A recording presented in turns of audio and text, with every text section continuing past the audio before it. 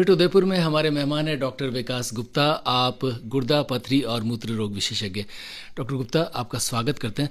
Doctor Gupta, खास तौर पर दक्षिणी राजस्थान में जी कौन कौन सी इन रोगों से लोग पीड़ित होते हैं और आपके पास आते हैं? जी, मैं धन्यवाद देना चाहूँगा आपको मुझे आमंत्रित करने के लिए।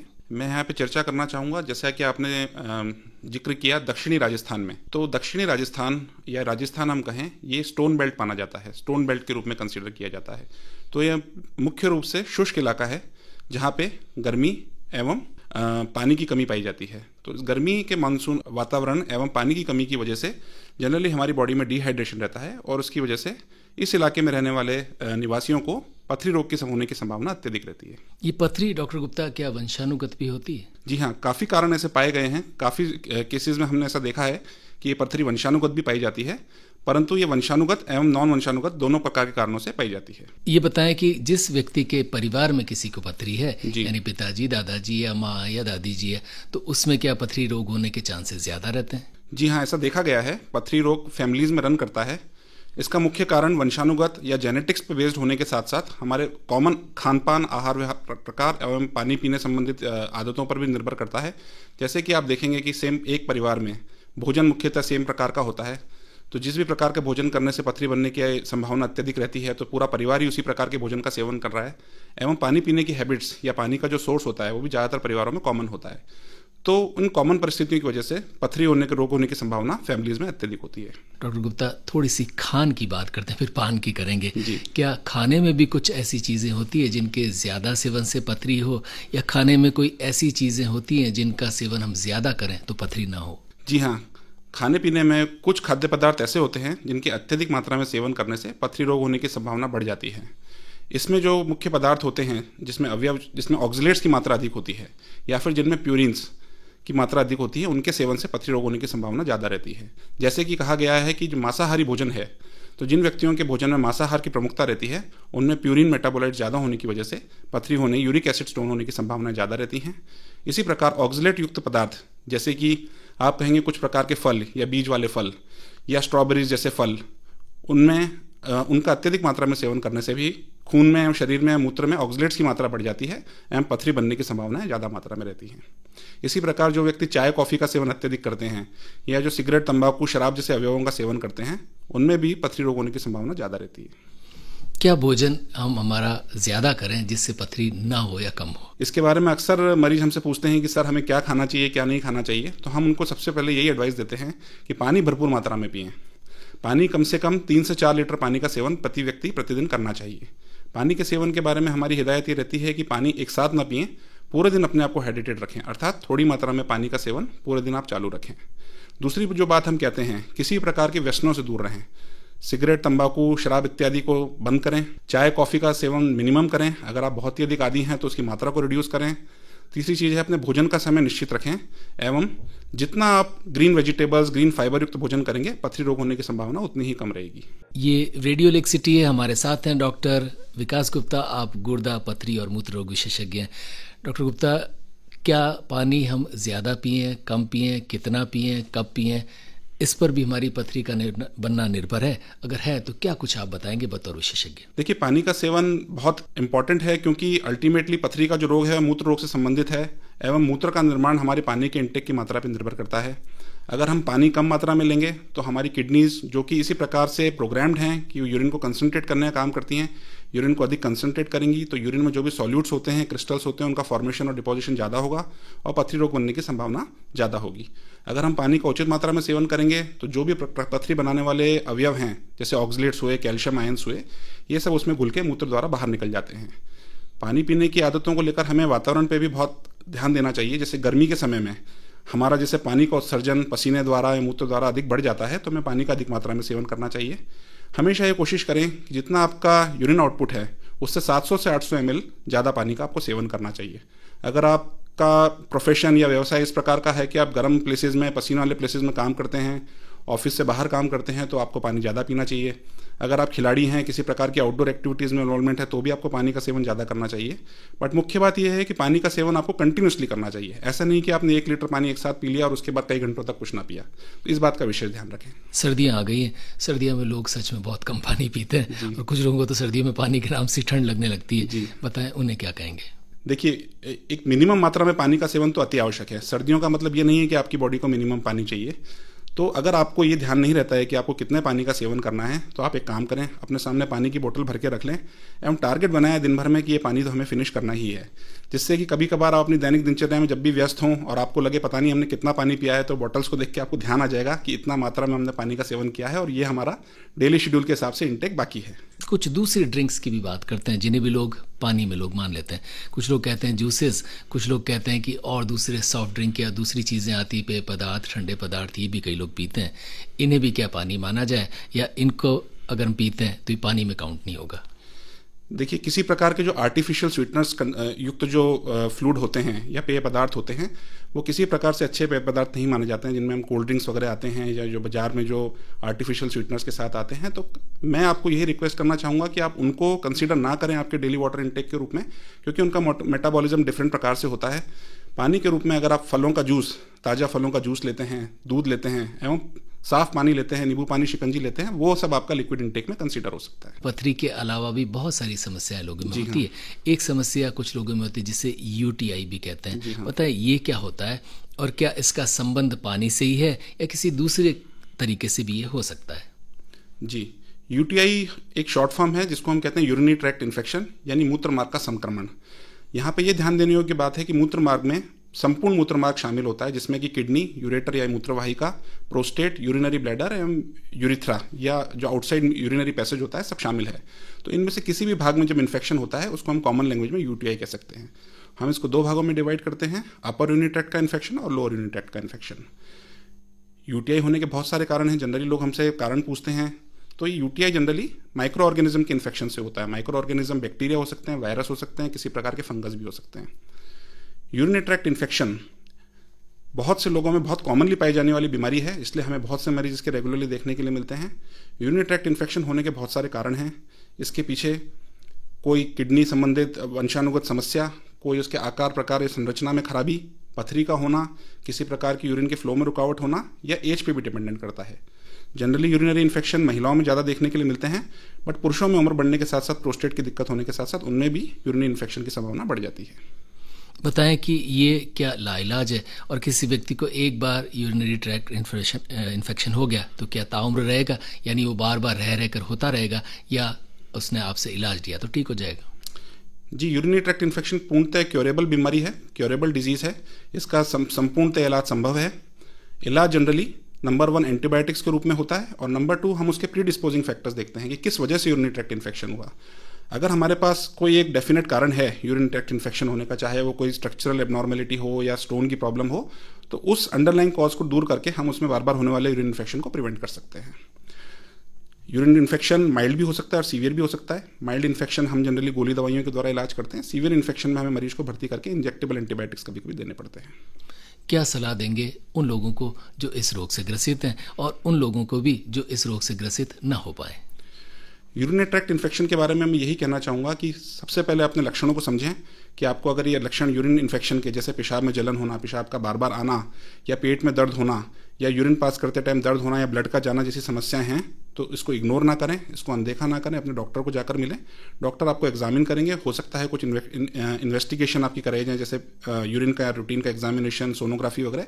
उससे मालूम पड़ जाएगा कि पहली बात आपको यूरिन का इन्फेक्शन है या नहीं, और दूसरी बात उसको है तो किस कारण से है। इस प्रकार से आप अपने लक्षणों को पहचान कर जल्दी से जल्दी इलाज लेकर उससे ठीक हो सकते हैं, मुक्त हो सकते हैं बीमारियों से। क्योंकि अगर आप इसको ओवरलुक करेंगे, इसको आप अनदेखी करेंगे, तो फिर ये कॉम्प्लिकेटेड होने की संभावना होती है। डॉक्टर गुप्ता, अब बात करते हैं प्रोस्टेट की।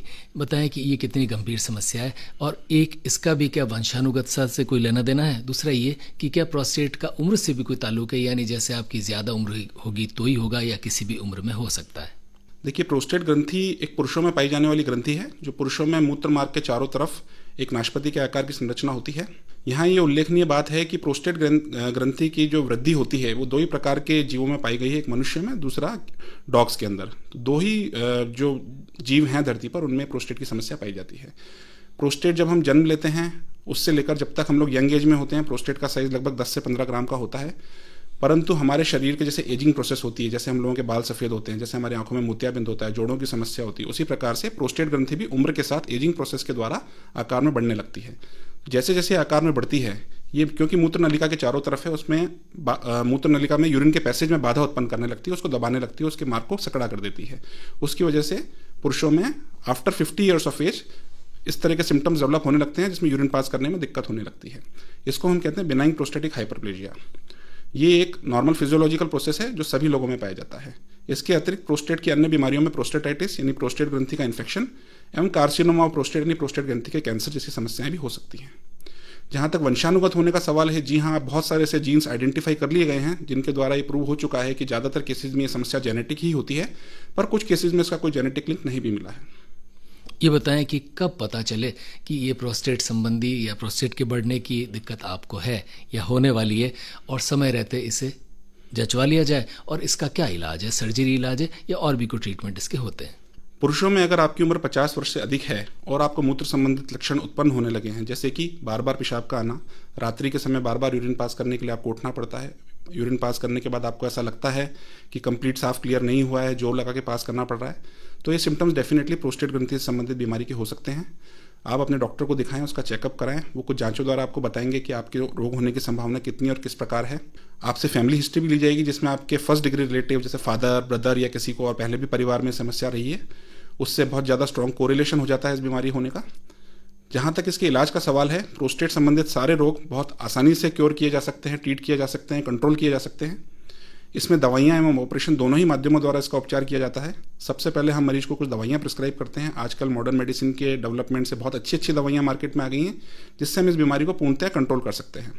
कुछ दवाइयाँ ऐसी भी हैं जिनसे प्रोस्टेट के साइज़ को श्रिंक किया जाता है, तो ये डिपेंड करता है आपके प्रोस्टेट ग्रंथि के साइज़ पर कि आपको सिंगल थेरेपी या कॉम्बिनेशन थेरेपी प्रोवाइड करी जाती है, उसके द्वारा आपके लक्षणों को कंट्रोल किया जाता है। डॉक्टर गुप्ता, क्या किसी व्यक्ति को 50 साल की उम्र के बाद अनिवार्य हो जाता है कि प्रोस्टेट ग्रंथि की जांच करवाने वो चिकित्सक तक जाए ही जाए? जी, अमेरिकन यूरोलॉजिकल एसोसिएशन है, वेरियस यूरोलॉजिकल जो गाइडलाइंस हैं उसमें कहा गया है कि 50 के बाद एनुअल अपना स्क्रीनिंग कराना चाहिए, अपने डॉक्टर को दिखाना चाहिए एवं यूएसजी, सीरम पीएसए एवं यूरोफ्लोमेट्री के टेस्ट कराने चाहिए, जिससे कि कई बार ऐसा होता है कि जो हिडन डिजीज या एसिम्प्टोमेटिक डिजीज होती है वो भी हमारे सामने आ जाती है। डॉक्टर गुप्ता, बहुत सारे लोगों में मूत्र संबंधी दिक्कतें होती है, महिलाओं में भी, पुरुषों में। महिलाओं में भी कई बार होता है कि वो अगर मूत्र करके आई हैं तो उसके बाद भी कुछ बूंदें उनको बाद में आती है जिससे उनके वस्त्र भी गीले हो जाते हैं। पुरुषों में भी ये समस्या बहुत बार आती है। बताएं कि मूत्र संबंधी ये दिक्कतें किन कारणों से होती हैं और क्या ये गंभीर हैं? जी, बहुत सी बार देखा गया है कि बाथरूम पास करने के बाद, यूरिन पास करने के बाद कुछ लोगों को कपड़ों में यूरिन लीकेज की शिकायत रहती है, और कभी कभी खांसी, छींक या किसी प्रकार जमीन से उठते वक्त या कोई भारी वजन उठाते वक्त भी बहुत सी महिलाएं कंप्लेंट करती हैं कि थोड़ा बहुत यूरिन कपड़ों में लीक हो गया है। तो मैं आपको ये बताना चाहूँगा कि इस कंडीशन को हम लोग स्ट्रेस यूरिनरी इनकॉन्टिनेंस कहते हैं। स्ट्रेस यूरिनरी इनकॉन्टिनेंस का मतलब है कि जैसे ही आपके पेट पे किसी प्रकार का दबाव बढ़ेगा तो आपके पेट का जो एब्डोमिनल प्रेशर है आपके यूरिन के प्रेशर को ओवरकम कर लेगा और यूरिन का उसमें से लीकेज या स्राव हो जाएगा। एक प्रकार की और इनकॉन्टिनेंस होती है, उसको हम अर्ज इनकॉन्टिनेंस कहते हैं। उसमें मरीज को यूरिन पास करने की इच्छा होने के समय के बाद वो कंट्रोल नहीं कर पाते हैं यूरिन को और उन्हें भाग के तुरंत बाथरूम में जाना पड़ता है, अदरवाइज उनके कपड़े गीले हो जाते हैं। तो मैं आपको बताना चाहूँगा कि इन दोनों ही प्रकार की बीमारियों का इलाज मौजूद है। इसमें आवश्यक है मरीज का प्रॉपर इवैल्यूएशन कि उसके अंडरलाइंग कॉज क्या है और उसकी बीमारी की सीवियरिटी क्या है। एक बार प्रॉपर असेसमेंट के बाद, बीमारी को समझने के बाद, बीमारी के डायग्नोसिस के बाद विभिन्न प्रकार से इस चीज़ का उपचार किया जाता है और ये बीमारी भी पूर्णतः ठीक की जा सकती है। क्या सुझाव देंगे ऐसे लोगों को आप? ऐसे लोगों को हम ये कहना चाहेंगे, नंबर 1, आप एक ब्लैडर डायरी मेंटेन करें। उसमें आप ये देखें कि आप कितनी बार यूरिन पास करने गए हैं और कितनी बार लीकेज हुआ है और कितना लीकेज होता है, दिन में कितनी बार आपको कपड़े बदलने पड़ते हैं। उसको नोट करके अपने डॉक्टर से मिलें। डॉक्टर आपको असेसमेंट करेंगे फिजिकल एग्जामिनेशन द्वारा या रूटीन इन्वेस्टिगेशंस के द्वारा। उसके बाद कुछ एक्सरसाइजेज बताई जाती हैं जिन्हें हम पेल्विक फ्लोर मसल थेरेपी कहते हैं। उनके द्वारा हम जो नीचे का भाग पेल्विस होता है उसकी मांसपेशियों में स्ट्रेंथ देने के लिए एक्सरसाइजेज करवाते हैं एवं कुछ प्रकार की दवाइयाँ प्रिस्क्राइब करते हैं जिससे कंट्रोल बढ़ पाता है। अगर ये संभव नहीं हो पाता है, इन विधियों के द्वारा भी कंट्रोल नहीं हो पाता है, तो फिर हम मरीज को सर्जरी एडवाइस करते हैं। जो मूत्र मार्ग है उसके कुछ लोग जानलेवा भी होते हैं, जैसे पेल्विक कैंसर हो गया, प्रोस्टेट का कैंसर हो गया। ये जानलेवा रोग कहाँ कहाँ होते हैं और कैसे होते हैं, इनका पता कैसे चले और इनका क्या उपचार है? जी, जैसे कि कैंसर शब्द ही अपने आप में बहुत भयावह शब्द है। सामान्य लोगों की दृष्टि के अंदर कैंसर की बीमारी बहुत लोगों को स्ट्रेस में डाल देती है। तो इसी प्रकार से जैसे शरीर के किसी भाग में कैंसर हो सकता है, मूत्र मार्ग के किसी भी भाग में भी कैंसर हो सकता है, चाहे वो गुर्दे का कैंसर हो, चाहे पेशाब की नली का कैंसर हो, चाहे पेशाब की थैली का कैंसर हो या प्रोस्टेट ग्रंथि का कैंसर हो। सभी प्रकार के कैंसरों के लक्षण अलग अलग होते हैं। यहाँ पर सबसे ज़्यादा ध्यान देने वाली बात यह है कि अगर आपकी फैमिली हिस्ट्री है कैंसर की तो आपको अवेयर रहना चाहिए, क्योंकि कुछ ऐसे जेनेटिक फैक्टर्स कॉमन हो सकते हैं आप में, जो कि आपके फर्स्ट डिग्री रिलेटिव में कैंसर रहा हो, तो आपको अपनी प्रॉपर स्क्रीनिंग करवानी चाहिए। स्क्रीनिंग में जैसे कि हमारे पास सीरम PSA का टेस्ट अवेलेबल है, जो कि 50 के बाद रिकमेंडेड है अगर आपको फैमिली हिस्ट्री ऑफ कैंसर है, जिसके बढ़ने से हम ये पता कर सकते हैं कि आपको प्रोस्टेट ग्रंथि का कोई कैंसर तो नहीं है।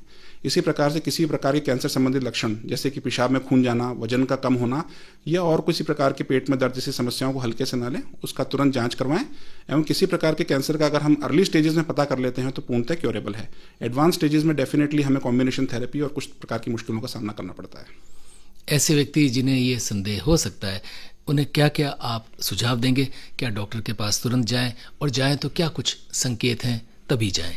डॉक्टर के पास जाने में ना कभी घबराएं, ना कभी झिझकें, ना कभी परेशान हों। डॉक्टर आपकी हमेशा सहायता करेंगे, कुछ प्रकार की जांचें करेंगे, उनसे भी ना घबराएं, क्योंकि आप जांचों के लिए जितनी जल्दी प्रोसीड करेंगे उतनी ही अर्ली स्टेज में आप अपनी बीमारी का पता कर सकते हैं, उसका ट्रीटमेंट पॉसिबल है। कुछ लक्षण, डेफिनेट लक्षण जैसे हर कैंसर के लक्षण होते हैं, जैसे मूत्र मार्ग के लक्षण में अगर आपको बाथरूम में ब्लड जाता हो, यूरिन के साथ ब्लड जाने की समस्या हो, या आपकी फैमिली हिस्ट्री रही हो, या पेल्विक पेन रहता हो, या यूरिन संबंधित किसी प्रकार की प्रॉब्लम हो, तो अपनी जांच अवश्य करवाएं। डॉक्टर गुप्ता, हमारे गुर्दे स्वस्थ रहें, क्या कुछ किया जाए? गुर्दे हमारे शरीर का बहुत इंपॉर्टेंट भाग हैं, ये हमारे बॉडी के फिल्टर्स हैं, इनका ध्यान रखना परमावश्यक है। जिस प्रकार से हम अपनी स्किन का ध्यान रखते हैं, अपनी ब्यूटी का, कॉस्मेटिक्स का ध्यान रखते हैं, उसी प्रकार से गुर्दों का ध्यान रखना भी अत्यंत आवश्यक है। नंबर 1, गुर्दों का काम फिल्टर करना है। खूब सारा पानी पिएं। फिल्टर करने का काम उसे देते रहें। फिल्टर करने का काम देते रहें। यूरिन आउटपुट आपका जितना अच्छा रहेगा, आपके गुर्दे हेल्दी रहेंगे। हानिकारक पदार्थों का सेवन ना करें। सिगरेट, तंबाकू इत्यादि से दूर रहें। किसी प्रकार की बीमारियां, सिस्टेमिक डिजीज जिनको हम कहते हैं, शुगर, BP वगैरह अगर आपको हैं तो वो गुर्दों पे लॉन्ग टर्म में असर डालती हैं, उनको प्रॉपर तरीके से कंट्रोल में रखें। किसी प्रकार की बीमारी अगर गुर्दों की या किसी प्रकार की आपकी फैमिली में है, जैसे पॉलीसिस्टिक किडनी डिजीज कहते हैं, गुर्दों के कैंसर की बीमारी कहते हैं, तो उसकी समय पर स्क्रीनिंग करवाएं एवं तुरंत डॉक्टर से सलाह लें। प्रोग्राम में फिट उदयपुर मेहमान है गुर्दा, पथरी और मूत्र रोग विशेषज्ञ डॉक्टर विकास गुप्ता। डॉक्टर गुप्ता, उदयपुर की वे तमाम लोग जो इस कार्यक्रम को सुन रहे हैं, उन्हें इन तीनों से कोई भी दिक्कत ना हो, अपने जीवन में वो क्या कुछ करें? बतौर चिकित्सक क्या सलाह उनको देंगे जाते जाते? बतौर चिकित्सक मैं आपको यही कहना चाहूँगा, जो किसी बीमारी के होने का मुख्य कारण है, शरीर पे किसी प्रकार का स्ट्रेस, चाहे फिजिकल स्ट्रेस हो, चाहे मानसिक तनाव हो, उससे दूर रहें। एक हेल्दी फिट लाइफस्टाइल अपनाएं।